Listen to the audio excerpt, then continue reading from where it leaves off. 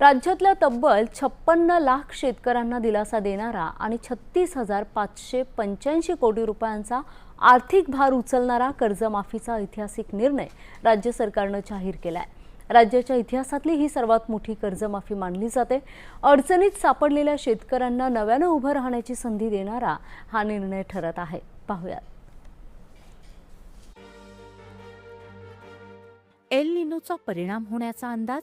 राज्यात अनेक भागात अद्याप पेरणी योग्य पाऊस झालेला नाही। धरणांमधला पाणीसाठा गेल्या वर्षीच्या तुलनेत कमी आहे।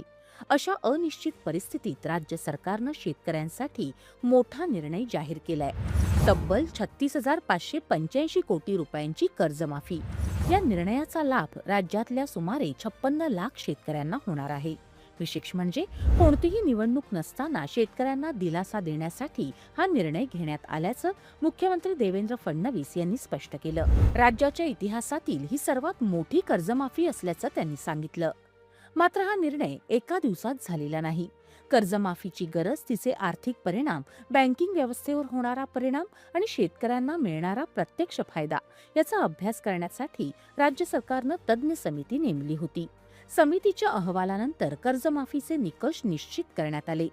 यानंतर मुख्यमंत्री, दोन्ही उपमुख्यमंत्री आणि संबंधित मंत्र्यांची उपसमिती स्थापन करण्यात आली। कर्जमाफीच्या अंमलबजावणीत कोणत्याही पात्र शेतकऱ्यावर अन्याय होऊ नये आणि आवश्यक बदल तातडीनं करता यावेत यासाठी या उपसमितीला अधिकारही देण्यात आले। राज्य सरकारच्या मते कर्जमाफी हा कायमस्वरूपी उपाय नाही, मात्र आर्थिक संकटात अडकलेल्या शेतकऱ्याला पुन्हा उभं राहण्यासाठी आणि नव्यानं कर्ज मिळवण्याचा मार्ग खुला करण्यासाठी तो महत्त्वाचा आधार ठरतो। आपण एक कमिटी तयार केली आणि त्या कमिटीला हे काम दिलं होतं की त्यांनी शॉर्ट टर्मच्या उपाययोजना, लॉंग टर्मच्या उपाययोजना, बँकिंग सिस्टीमवर त्याचा होणारा परिणाम या सगळ्या गोष्टीचा विचार करून त्या संदर्भातला रिपोर्ट द्यावा।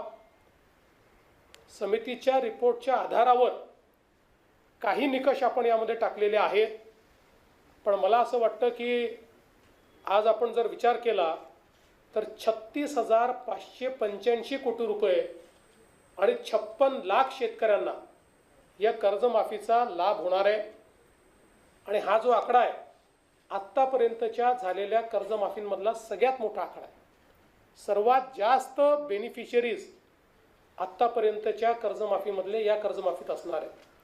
दरम्यान यंदाच्या मान्सूननं शेतकऱ्यांची चिंता वाढवली आहे। जून महिन्यात राज्यात सरासरीपेक्षा सुमारे 80% कमी पाऊस झाला। विदर्भ, मध्य महाराष्ट्र, कोकण आणि मराठवाड्यात पावसाची मोठी तूट नोंदवली गेली। त्यामुळे शेतकऱ्यांनी घाईघाईनं पेरणी करू नये, जमिनीत पुरेसा ओलावा निर्माण झाल्यानंतरच पेरणी करावी असं आवाहन सरकारनं केलं आहे। मात्र या कर्जमाफीच्या घोषणेसोबतच आणखी एक महत्त्वाचा निर्णय राज्य सरकारनं जाहीर केला आहे। या पावसाळी अधिवेशनात सुमारे 10 महत्त्वाची विधेयकं मांडली जाणार आहेत।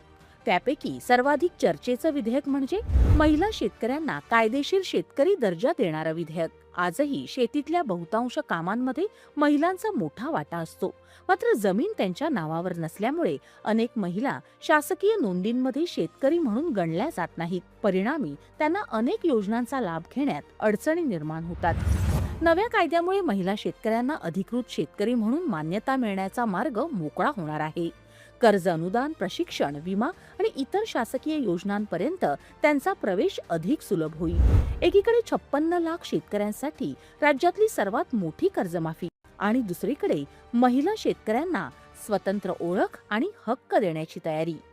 पावसाच्या अनिश्चिततेच्या पार्श्वभूमीवर राज्य सरकारनं घेतलेले हे 2 निर्णय केवळ तात्पुरता दिलासा देणारे नाहीत, तर ग्रामीण अर्थव्यवस्था अधिक सक्षम करण्याच्या दिशेनं टाकलेलं महत्त्वाचं पाऊल मानलं जात आहे।